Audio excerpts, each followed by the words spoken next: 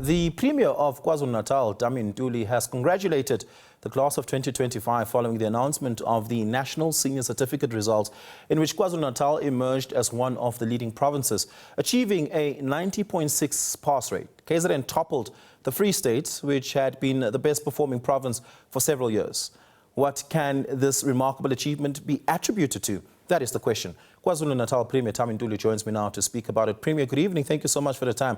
Really do appreciate it. We've had a really hard time getting hold of your MEC of Education, but we're happy that you're able to speak to us. Congratulations to you, the MEC and the province, and those forming part of the education ecosystem in the province. This is a tremendous feat. In fact, KZN has, from 5 years ago, improved by over 10% on its nominal achievement of 2017, 18 and 19. What can be attributed to this big achievement? Well, good evening to yourself and to the viewers at home, and thank you for having me. Well, I think it's the collaboration amongst the stakeholders, the teacher unions, the SGBs, parents, teachers, and the learners at the center, including the leadership, which is provided by the Department of Education. In spite of the challenges, the fiscal pressures that the department is faced with, but I think they were able to coordinate these stakeholders for a common purpose. And the support by the entire KwaZulu-Natal government, because for the challenges that the department is faced with, we work together to ensure that we address those challenges. The engagements, or rather consultation, that has been taking place throughout between teacher unions and the department were an assurance of stability in the education sector. And our teachers on the ground, they are working quite very hard. You must know that when you analyze the Matric results, you must understand that it's an investment that has been made from grade R throughout all the grades until grade 12. It's not something that was spontaneous when learners were at a grade 12 class. It's because of the teachers in the province of KwaZulu-Natal who are highly committed, because you will see that in the analysis, schools that are from the most remote rural communities, they did quite very well. For an example, a district which was number 2 in the entire country, the district of Umkhanyakude, is the most impoverished district, most rural district. But they were able to produce results. When you go through the records, that district was once number 75, was the number last in the whole country, but today is number 2 in the whole country. It has been number 1 in the province of KwaZulu-Natal for the consecutive years.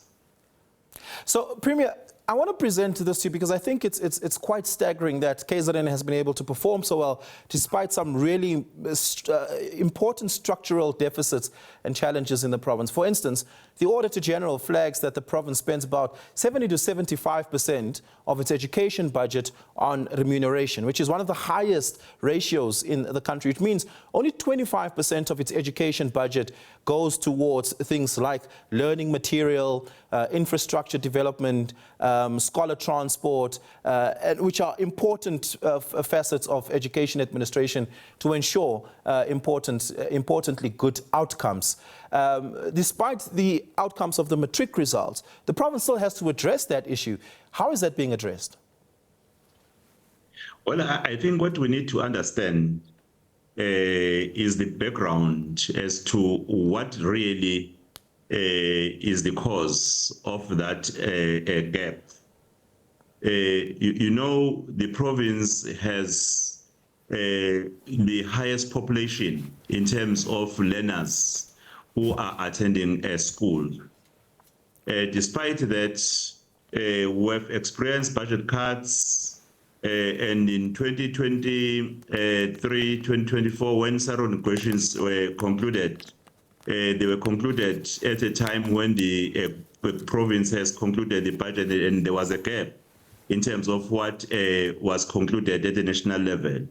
So that added pressures in terms of the fiscal constraints within the province of KwaZulu-Natal. And the two departments, health and education, because they are the largest employers, they suffered most.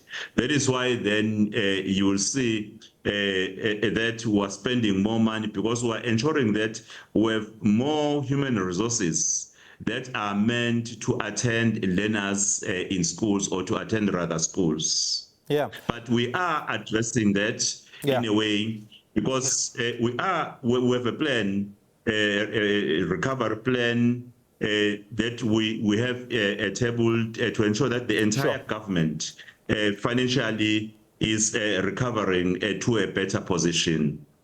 Just another issue, again, flagging from the Auditor General's findings around expenditure in the province pertaining to education, is that KwaZulu-Natal has the highest contingent liabilities comparatively when it comes to education funding mismanagement, particularly around contractor issues.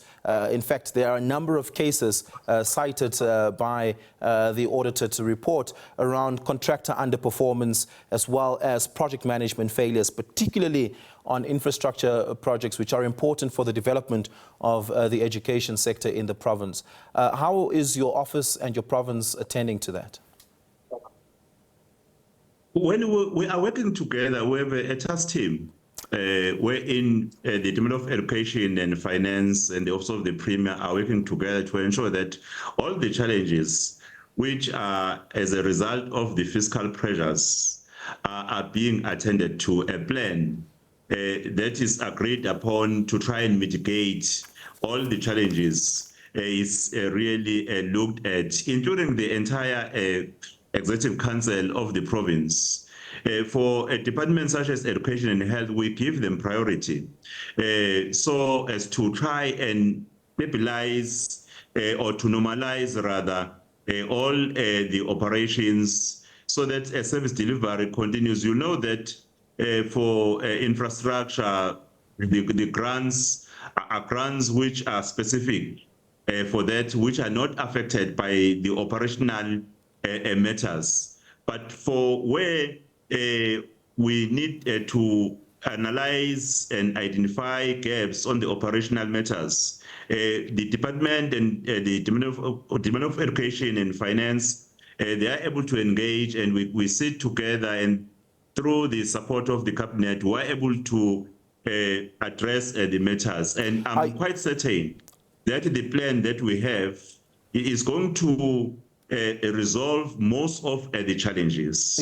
Are you blacklisting contractors that are underperforming, not completing projects, but still drawing money out of project funding allocations?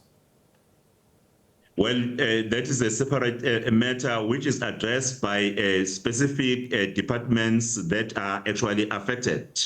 And we are on record wherein we say, in terms of the prescripts, contractors who do not deliver as expected, they have to be, in fact, attended to. They have to face the consequences of failing to deliver. At the same time, understanding that some of the contractors, they are emerging contractors that require support, pay on time, on monthly basis, though we have fiscal pressures, were unable to attend to those, in fact, timelines. But we're doing everything possible to ensure that despite the financial challenges, the Department of Education and the government of KwaZulu-Natal is able to continue with providing services that are meant to deliver quality, as you see the results of the Matric class 2025. Premier Ntuli, we're going to have to leave it there. Thank you so much for your time. Really do appreciate it.